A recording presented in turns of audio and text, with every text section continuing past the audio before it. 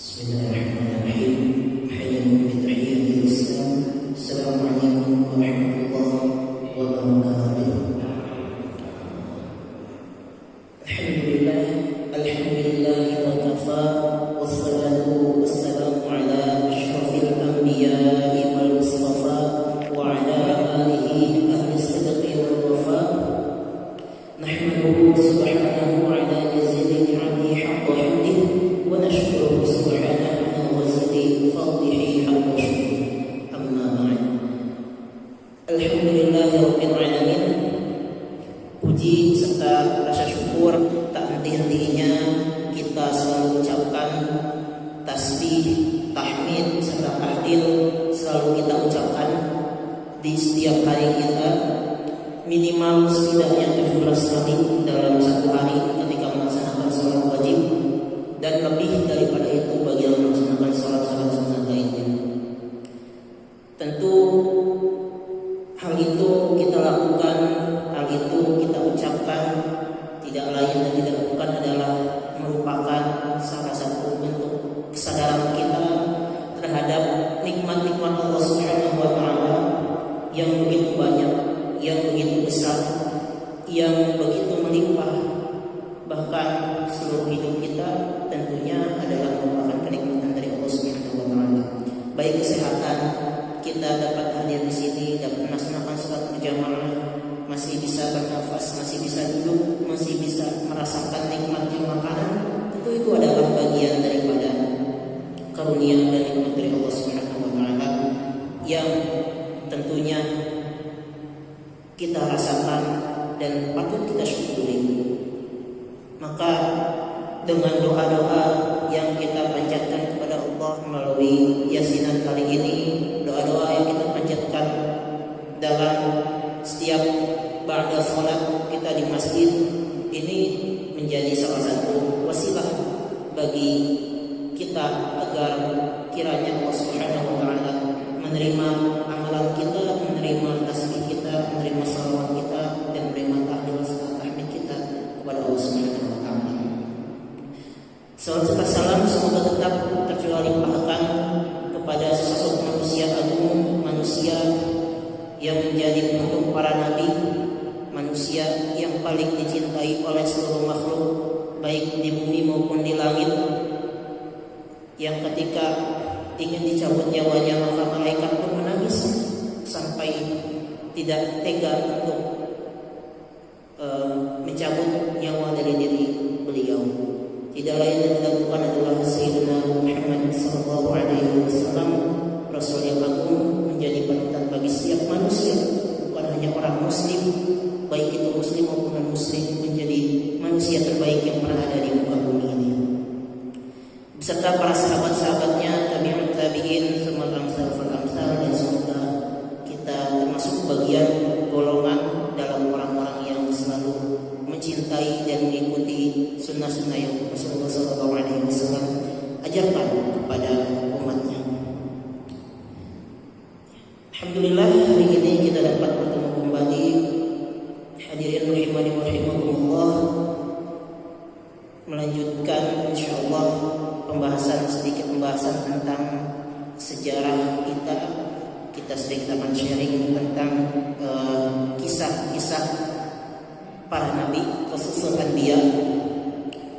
Mungkin kitabnya diambil dari kitab Ibnu Katsir, walaupun banyak kitab-kitab lainnya, hanya sebagai panduan alur cerita, alur tema yang disampaikan di setiap pertemuan mungkin. Panduannya adalah khusus anbiya dari karangan Ibnu Katsir yang sudah ditahqiq.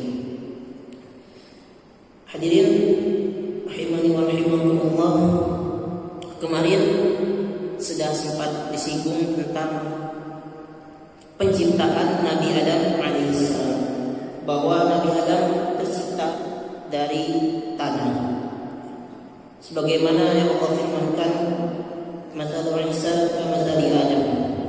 Perumpamaan Nabi Isa seperti Nabi Adam. Keduanya memiliki dasar penciptaan yang hampir mirip. Hanya berbeda kalau Nabi Adam diciptakan langsung oleh Allah Subhanahu wa taala melalui tangan Allah Subhanahu wa taala, langsung dan ditiupkan ruh oleh Allah Subhanahu wa taala kalau Nabi Isa alaihissalam melalui perantara ibunya. Itulah kemarin sedikit perbedaan antara penciptaan Nabi Adam alaihissalam. Dan untuk prosesnya seperti apa dari tanah, entah itu diapakan tanahnya sehingga membentuk tubuh Nabi Adam alaihissalam, itu tidak jelaskan rincinya di dalam Al-Quran maupun di dalam hadis-hadis. Hanya yang pasti dalam surat Yasin pun dijelaskan ada kata kun fayakun. Ketika Allah berkehendak jadi maka jadilah saat. Maka terbentuklah wujud manusia Nabi Adam alaihissalam dan ditiupkanlah. Lalu setelah itu diajarkanlah ilmu-ilmu kepada Nabi Adam. Setelah diajarkan ilmu-ilmu, maka Nabi Adam alaihissalam adalah satu-satunya makhluk saat itu, saat penciptaan manusia, yang mengetahui banyak hal bahkan yang tidak diketahui oleh para malaikat dan makhluk lainnya yang ada di alam semesta. Karena Nabi Adam akan diangkat sebagai khalifah. Ikhwani fiddin rahimakumullah, setelah penciptaan Nabi Adam, setelah diajarkannya Nabi Adam ilmu yang sangat luas oleh Allah Subhanahu wa taala, maka di sanalah Allah Subhanahu wa taala memerintahkan kepada seluruh makhluk saat itu. Namun di bahasa Al-Qur'an memerintahkannya kepada malaikat. Wa idh qulna lil malaikati isjudu, dan ketika kami berkata kepada malaikat, usjudu, bersujudlah kalian. Ya. Semua para malaikat saat itu bersujud kepada Nabi Adam alaihissalam. Ya, kemarin juga sempat disinggung bahwa sujud di sini adalah bukan lita'abud, bukan dalam rangka penyembahan, bukan dalam rangka peribadahan dilakukan oleh malaikat kepada Nabi Adam alaihissalam, tapi lebih kepada ditakrim, untuk menghormati penciptaan Nabi Adam yang sungguh luar biasa, untuk menghormati ilmu yang Allah berikan kepada Nabi Adam, dan untuk memuliakan status Nabi Adam alaihissalam sebagai khalifah di muka bumi yang akan memimpin seluruh makhluk di muka bumi. Itulah mengapa para malaikat dan makhluk lainnya diperintahkan oleh Allah Subhanahu wa taala untuk bersujud memuliakan Nabi Adam. Namun ada satu golongan makhluk yang menolak perintah tersebut, yaitu adalah iblis la'natullah alaihi. Maka dalam ayat tersebut Allah jelaskan illa iblis, kecuali iblis. Illa di sini menunjukkan pengecualian, istisna, pengecualian. Pengecualiannya ada dua. Pertama, dia tidak bersujud kepada Nabi Adam. Yang kedua, pengecualian bahwa iblis ini bukan dari golongan malaikat. Artinya dari golongan bangsa jin yang menolak untuk bersujud kepada Nabi Adam. Jadi makna ilah di dalam ayat tersebut terbagi kepada dua. Pertama, untuk menegasikan bahwa iblis itu tidak bersujud, dan yang kedua menegasikan bahwa iblis itu bukan dari golongan malaikat. Banyak para ulama berpendapat dalam buku Qasas Al-Anbiya ini bahwa iblis itu bernama Azazil, iblis itu bernama A, B, C. Ada yang menyebutkan bahwa iblis itu dari golongan malaikat yang berdurhaka, yang durhaka, melanggar syariat Allah atau perintah Allah Subhanahu wa taala. Tapi kita harus menuju kepada satu ayat Allah Subhanahu wa taala dalam surat 18. Allah berfirman, kana minal jin, sungguhnya iblis itu berasal dari bangsa jin. Fa fasaqu an amri rabbih, dan mereka adalah bangsa atau golongan makhluk yang fasik, yang membelot, fasaqu an amri rabbih, dari perintah Allah Subhanahu wa taala. Dan sekali lagi yang perlu kita garis bawahi adalah fa fasaqu an amri rabbih, berbuat fasik terhadap perintah Allah Subhanahu wa taala. Jadi sujud itu adalah salah satu bentuk perintah. Yang kita bahas bukan bentuk perilaku sujudnya, tapi kepada perintahnya Allah Subhanahu wa taala, amrunnya. Karena ini menjadi perintah Allah Subhanahu wa taala, maka wajib dilaksanakan oleh setiap makhluknya. ada makhluk yang menolak, maka itu termasuk pembangkangan terhadap perintah Allah Subhanahu wa taala. Maka kenapa dalam ayat ini dituliskan bukan fasik terhadap sujud kepada Nabi Adam, tapi fasik terhadap amri rabbih, perintah Tuhannya. Salah satu perintah Tuhannya, salah satu perintah Allah di situ adalah bersujud. Apa alasan?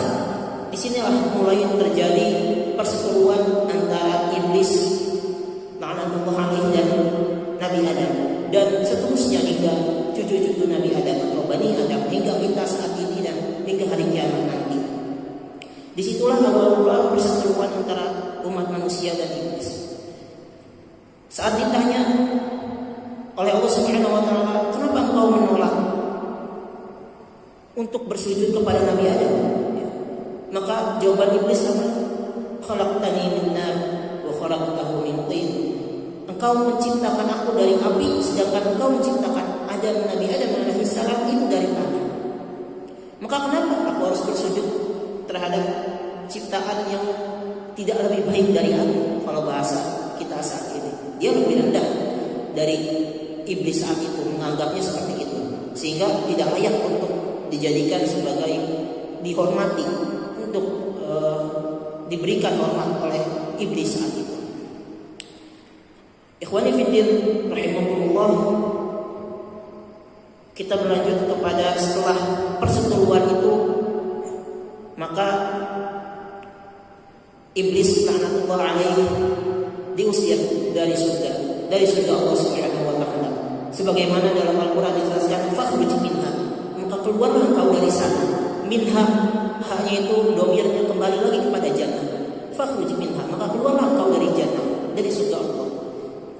Nah, maka di sanalah iblis mendeklarasikan perangan atau menyatakan sebuah pernyataan yang seharusnya setiap umat manusia, siapapun itu, harusnya memahami ini sebagai sebuah deklarasi dalam tanda kutip peperangan dari iblis kepada umat manusia. Fabima aghwaytani, kata iblis dalam surat Al-A'raf ayat 16, 17 sampai ayat 25-an, itu menjelaskan tentang kisah Nabi Adam juga. Fabima aghwaytani, maka kata iblis, sebagaimana engkau telah menyesatkanku ya Allah. Iblis meminta, la'aqudannahum siratal mustaqim. Maka kata iblis, maka la'aqudannahum. Di sana Allah dalam Al-Qur'an Allah cantumkan dua kata penguat.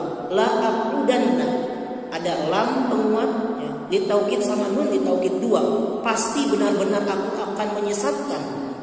La'aqudannahum, humnya itu kembali kepada manusia. Siratal mustaqim, jalan dari jalan engkau yang lurus. Di sanalah deklarasi perang yang diultimatumkan, mungkin kalau bahasa sekarang, oleh iblis kepada umat manusia, bahwa manusia dari zaman Nabi Adam atau dari Nabi Adam hingga akhir zaman nanti akan selalu mempunyai musuh yang tidak terlihat, yang selalu ada dalam bayang-bayang umat manusia, yaitu iblis dan para antek-antek iblis. Kalau dijelaskan dalam surat An-Nas, maka siapakah iblis itu? Minal jinnati wan nas, baik dari golongan jin maupun golongan manusia, yang sudah menjadi bagian daripada yang mengikuti orang-orang yang mengikuti ajaran iblis. Maka sepatutnya lah bagi kita, terkhususnya umat muslim yang belajar Al-Quran, yang mengkaji Al-Quran dan juga membaca Al-Quran, kita membaca Yasin dan membaca Al-Quran dan ikuti kajian-kajian lainnya, maka harus sadar diri bahwa setiap langkah dalam kehidupan kita, dari bangun tidur sampai tidur lagi 24 jam, iblis telah menyusun rencana untuk menjebloskan kita ke dalam rambu-rambu yang dilarang oleh Allah Subhanahu wa taala. Karena itu janji iblis.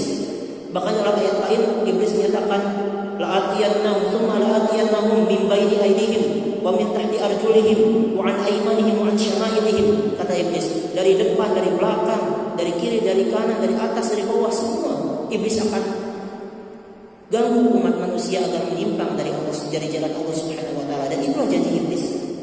Maka sungguh naif ketika ada seorang yang berkata hidup ini santai-santai saja, sudah aman, tidak ada musuh sama sekali, padahal dia lupa bahwa iblis senantiasa mendeklarasikan permusuhan kepada umat manusia, terkhususnya umat Islam yang ingin selalu melaksanakan ibadah kepada Allah Subhanahu wa taala. Maka kenapa dalam surat Al-Imran ayat terakhirnya Allah jelaskan, ya ayyuhalladzina amanu isbiru, wahai orang yang beriman, isbiru, bersabarlah, wasabiru, dan perkuatlah kesabaran kalian, warabitu, dan bersiap siagalah kalian. Apa maksudnya? Apakah di sini bersiap siaga peperangan? Tidak ada. Zaman sekarang nggak ada peperangan, terkhusus untuk di Indonesia. Nah, maka apa dimaksud ayat warabitu itu? Yaitu bersiap siaga terhadap serangan-serangan yang tidak terlihat.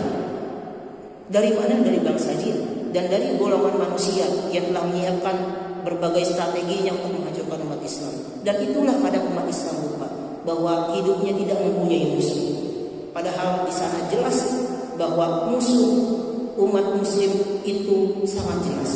Iblis dan para antek-anteknya dari golongan jin maupun golongan manusia.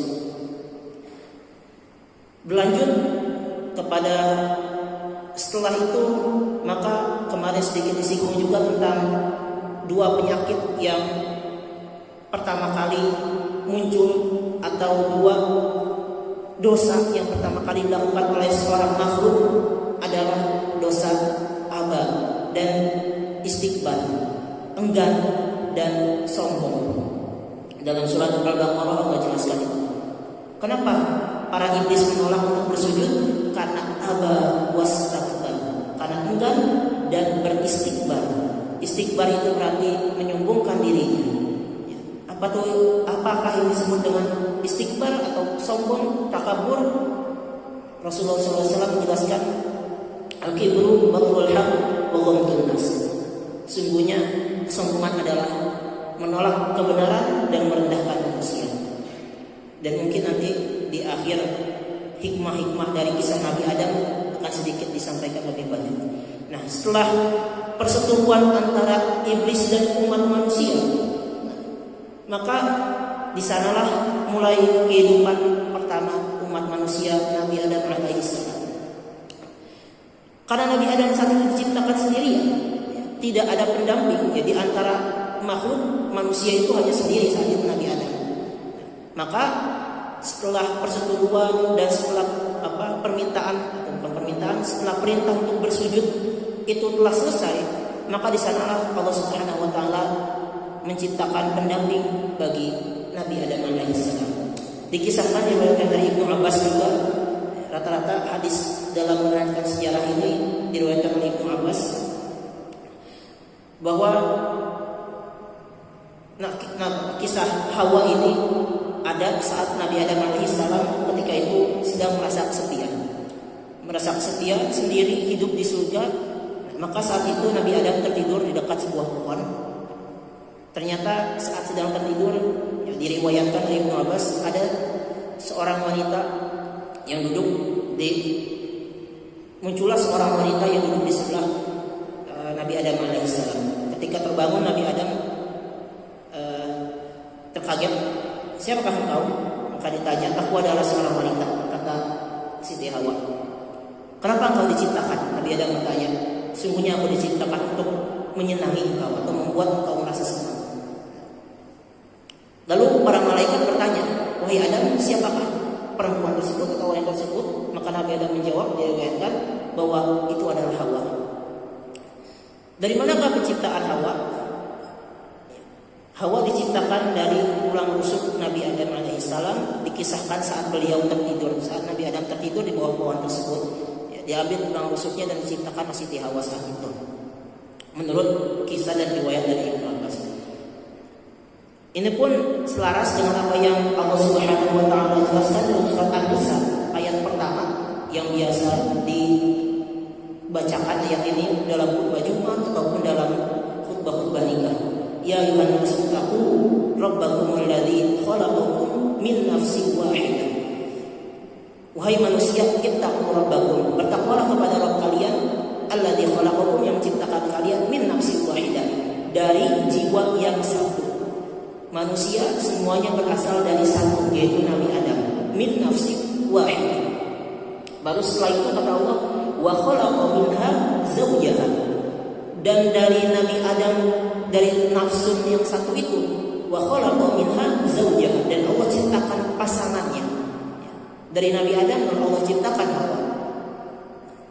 Wa batha minhuma rijalan katsiran wa nisaa, dan Allah perbanyak lagi dengan anak keturunannya, baik dari golongan laki-laki maupun perempuan. Itu selaras dengan apa yang Allah sampaikan dalam surat An-Nisa ayat 1. Begitulah kira-kira kisah dari penciptaan Siti Hawa yang kita kenal. Sebenarnya namanya tidak disebutkan di dalam Al-Quran, tidak juga di dalam hadis, hanya beberapa riwayat Hawa disebut Hawa karena ada beberapa riwayat hadis yang menjelaskan itu. Namun setelah terciptanya Hawa, di sanalah ujian baru untuk Nabi Adam yang selanjutnya ada. Konflik kedua antara Nabi Adam dan iblis la'natullah alaih, dan rencana pertama iblis untuk mengeluarkan Nabi Adam dari surga Allah Subhanahu wa taala. Dan insyaallah ketika ada waktu, insyaallah kita akan menjelaskan itu, bagaimana logika iblis saat menjebak Nabi Adam kepada kedurhakaan kepada perintah Allah Subhanahu wa taala, yaitu pada peristiwa pohon khuld, atau dalam ayat 35-nya, ayat 2 ayat 35-nya, Nabi Adam memakan pohon khuld. Di sanalah bagaimana kisah iblis yang sangat hebat membuat manusia, menggoda manusia melalui berbagai cara. Di sana ada Allah sebutkan pola-polanya, dan itu sampai sekarang dipakai oleh iblis laknatullah alaih. Dan seharusnya kita sebagai umat muslim memaknai dan mencernai apa sih yang iblis lakukan saat itu. Bahkan dalam Al-Quran di sana jelaskan kama akhraja abawaikum minal jannah, sebagaimana iblis mengeluarkan kedua orang tua kalian abawaikum minal jannah, dari surganya Allah Subhanahu wa taala. Barakallahu fikum. Mungkin ini saja yang dapat disampaikan. Insyaallah jika Allah memberikan waktu, tenaga dan kekuatan, kita akan lanjutkan kepada pembahasan selanjutnya.